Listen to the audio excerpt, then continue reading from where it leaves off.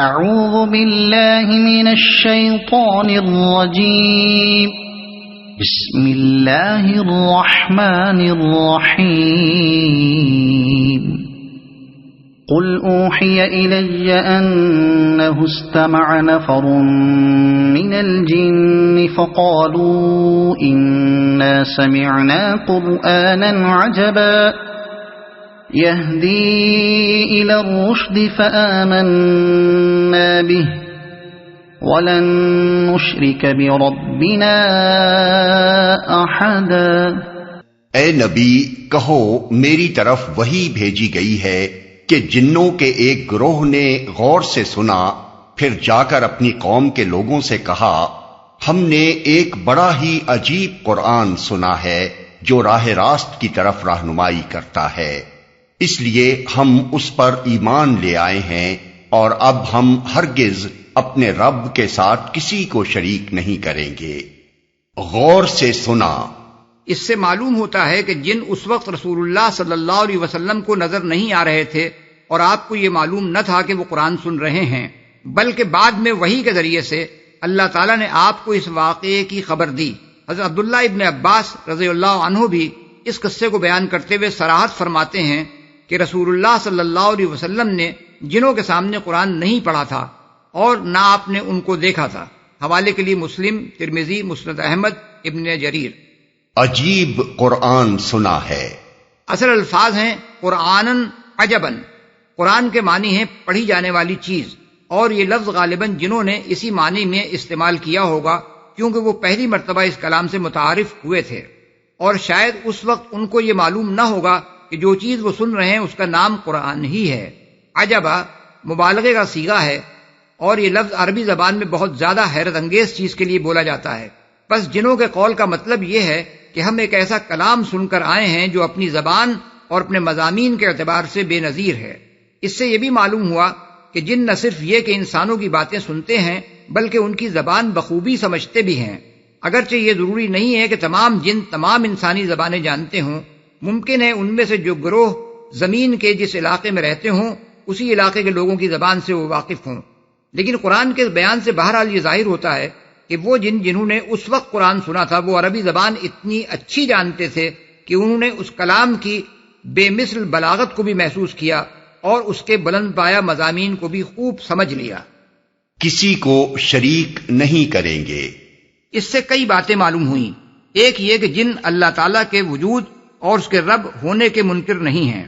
دوسرا یہ کہ ان میں بھی مشرکین پائے جاتے ہیں جو مشرک انسانوں کی طرح اللہ کے ساتھ دوسروں کو خدائی میں شریک ٹھہراتے ہیں، چنانچہ جنوں کی یہ قوم جس کے افراد قرآن سن کر گئے تھے مشرک ہی تھی۔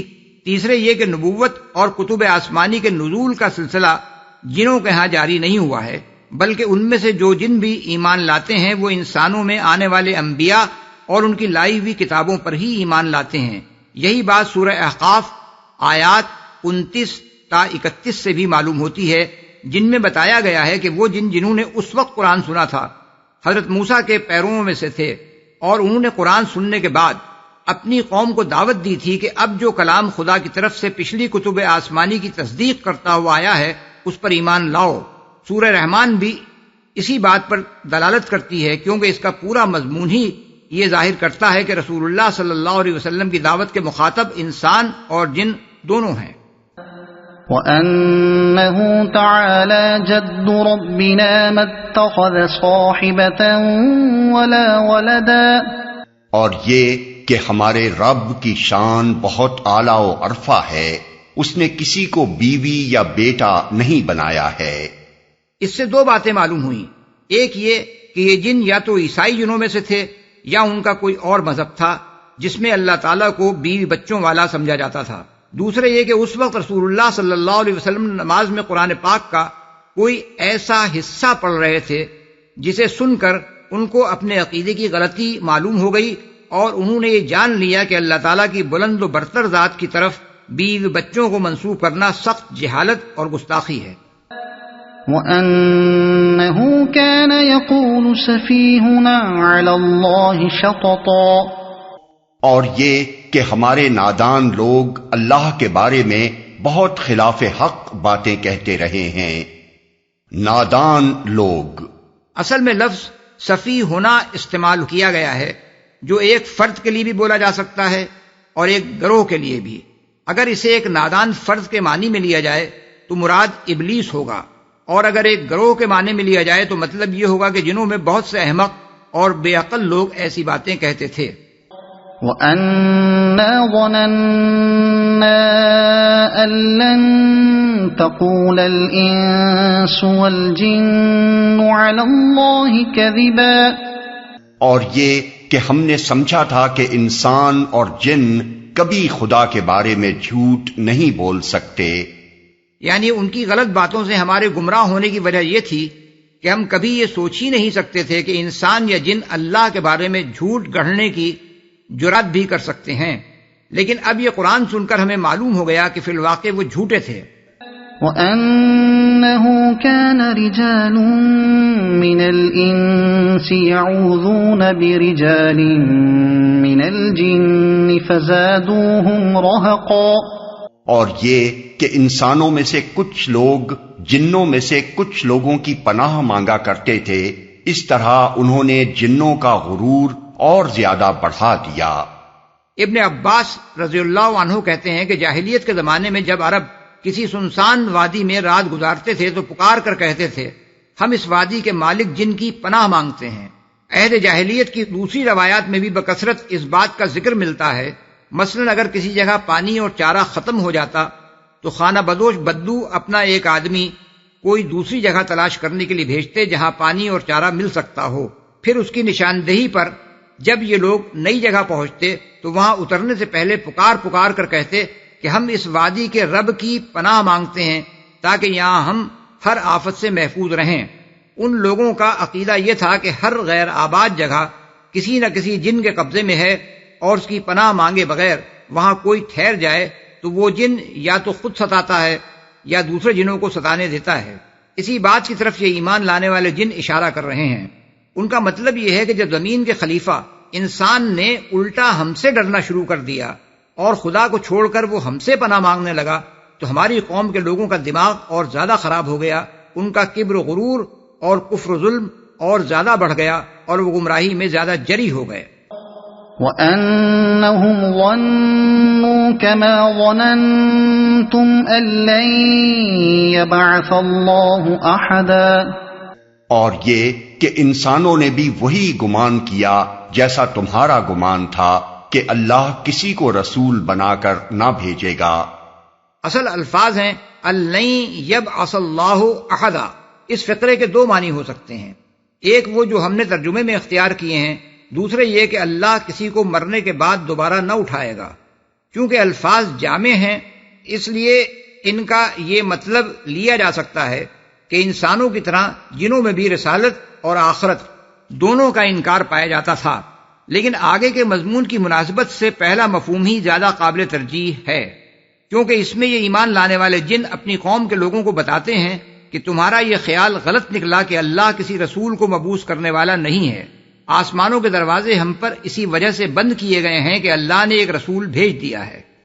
وَأَنَّا لَمَسْنَا السَّمَاءَ فَوَجَدْنَاهَا مُلِئَتْ حَرَسًا شَدِيدًا وَشُهُبًا وَأَنَّا كُنَّا نَقْعُدُ مِنْهَا مَقَاعِدَ لِلسَّمْعِ فَمَنْ يَسْتَمِعِ الْآنَ يَجِدْ لَهُ شِهَابًا رَصَدًا. اور یہ کہ ہم نے آسمان کو ٹٹولا تو دیکھا کہ وہ پہرے داروں سے پٹا پڑا ہے اور شہابوں کی بارش ہو رہی ہے. اور یہ کہ پہلے ہم سن گن لینے کے لیے آسمان میں بیٹھنے کی جگہ پا لیتے تھے، مگر اب جو چوری چھپے سننے کی کوشش کرتا ہے وہ اپنے لیے گھاٹ میں ایک شہاب ثاقب لگا ہوا پاتا ہے. یہ ہے وہ وجہ جس کی بنا پر یہ جن اس تلاش میں نکلے تھے کہ آخر زمین پر ایسا کیا معاملہ پیش آیا ہے یا آنے والا ہے جس کی خبروں کو محفوظ رکھنے کے لیے اس قدر سخت انتظامات کیے گئے ہیں کہ اب ہم عالم بالا میں سنگن لینے کا کوئی موقع نہیں پاتے اور جدھر بھی جاتے ہیں مار بھگائے جاتے ہیں. وَأَنَّا لَا نَدْرِي أَشَرٌّ أُرِيدَ بِمَن في الأرض أم أراد بهم ربهم رشدا. اور یہ کہ ہماری سمجھ میں نہ آتا تھا کہ آیا زمین والوں کے ساتھ کوئی برا معاملہ کرنے کا ارادہ کیا گیا ہے یا ان کا رب انہیں راہ راست دکھانا چاہتا ہے. اس سے معلوم ہوا کہ عالم بالا میں اس قسم کے غیر معمولی انتظامات دو ہی حالتوں میں کیے جاتے تھے. ایک یہ کہ اللہ تعالیٰ نے اہل زمین پر کوئی عذاب نازل کرنے کا فیصلہ کیا ہو اور منشائے الہی یہ ہو کہ اس کے نزول سے پہلے جن اس کی بھنک پا کر اپنے دوست انسانوں کو خبردار نہ کر دیں. دوسرے یہ کہ اللہ نے زمین میں کسی رسول کو مبعوث فرمایا ہو اور تحفظ کے ان انتظامات سے مقصود یہ ہو کہ رسول کی طرف جو پیغامات بھیجے جا رہے ہیں ان میں نہ تو شیاطین کسی قسم کی خلل اندازی کر سکیں اور نہ قبل از وقت یہ معلوم کر سکیں کہ پیغمبر کو کیا ہدایات دی جا رہی ہیں.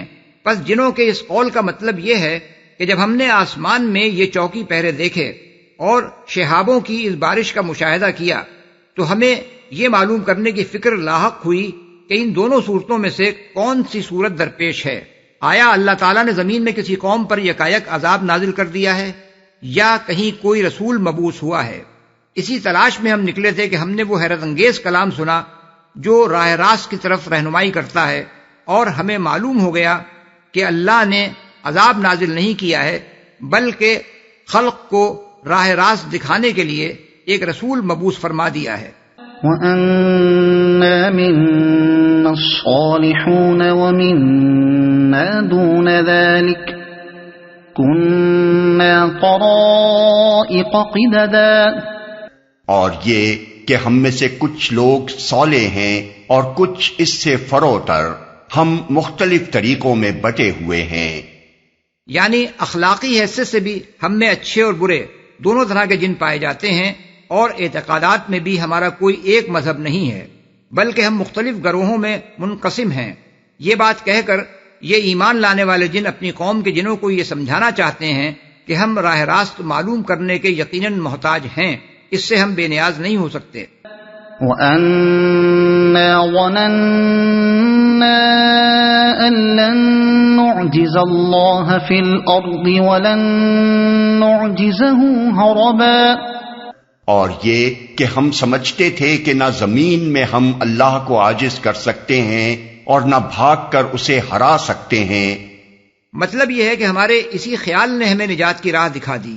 ہم چونکہ اللہ سے بے خوف نہ تھے اور ہمیں یقین تھا کہ اگر ہم نے اس کی نافرمانی کی تو اس کی گرفت سے کسی طرح بچ نہ سکیں گے. اس لیے جب وہ کلام ہم نے سنا جو اللہ تعالیٰ کی طرف سے راہ راست بتانے آیا تھا تو ہم یہ جرات نہ کر سکے کہ حق معلوم ہو جانے کے بعد بھی انہی عقائد پر جمے رہتے جو ہمارے نادان لوگوں نے ہم میں پھیلا رکھے تھے. وَأَنَّا لَمَّا سَمِعْنَا الْهُدَىٰ آمَنَّا بِهِ فَمَن يُؤْمِن بِرَبِّهِ فَلَا يَخَافُ بَخْسًا وَلَا رَهَقًا. اور یہ کہ ہم نے جب ہدایت کی تعلیم سنی تو ہم اس پر ایمان لے آئے. اب جو کوئی بھی اپنے رب پر ایمان لے آئے گا اسے کسی حق تلفی یا ظلم کا خوف نہ ہوگا. حق تلفی سے مراد یہ ہے کہ اپنی نیکی پر وہ جتنے اجر کا مستحق ہو اس سے کم دیا جائے، اور ظلم یہ ہے کہ اسے نیکی کا کوئی اجر نہ دیا جائے، اور جو قصور اس سے سرزد ہوں ان کی زیادہ سزا دے ڈالی جائے یا بلا قصور ہی کسی کو عذاب دے دیا جائے.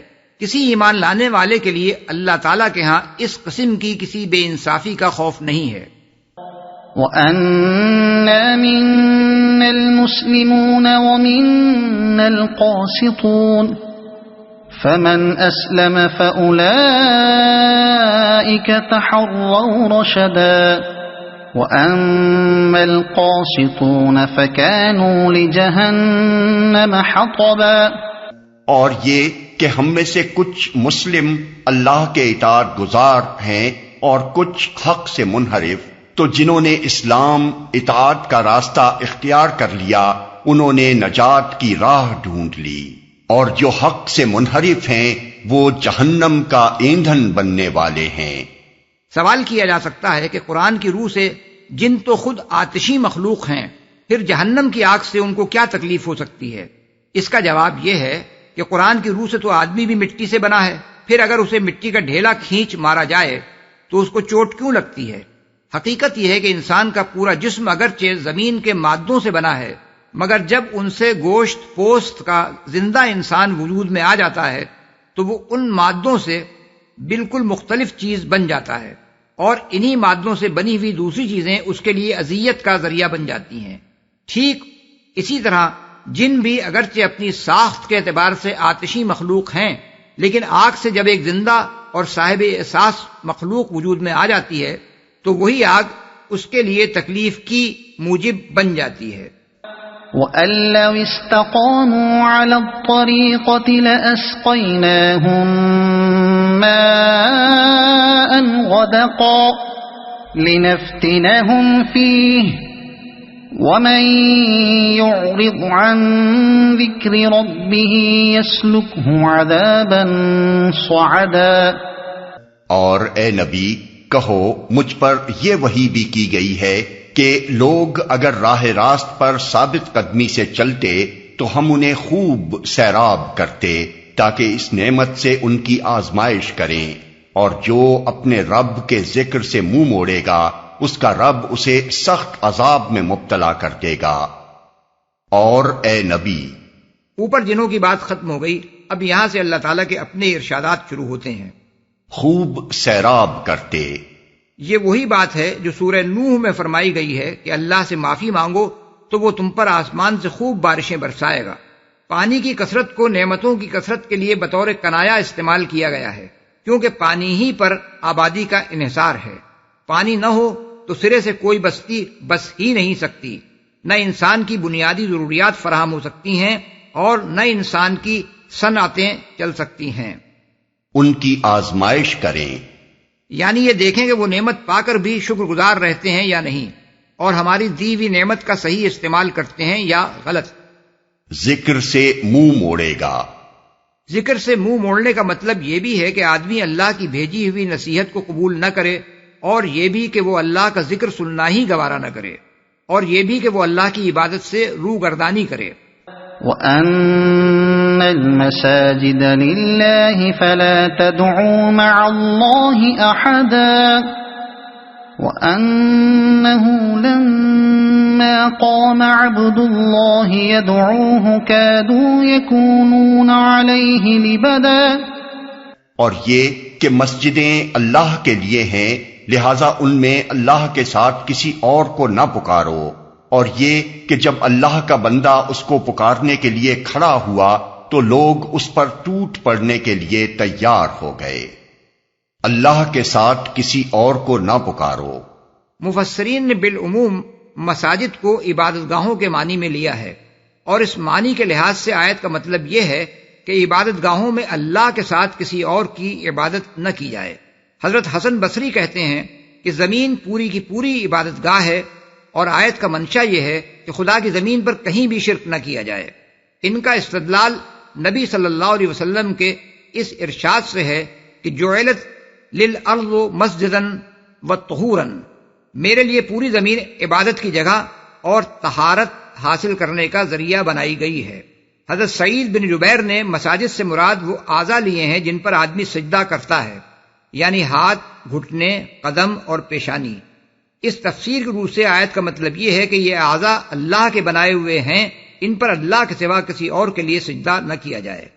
اللہ کا بندہ، اللہ کے بندے سے مراد یہاں رسول اللہ صلی اللہ علیہ وسلم ہیں۔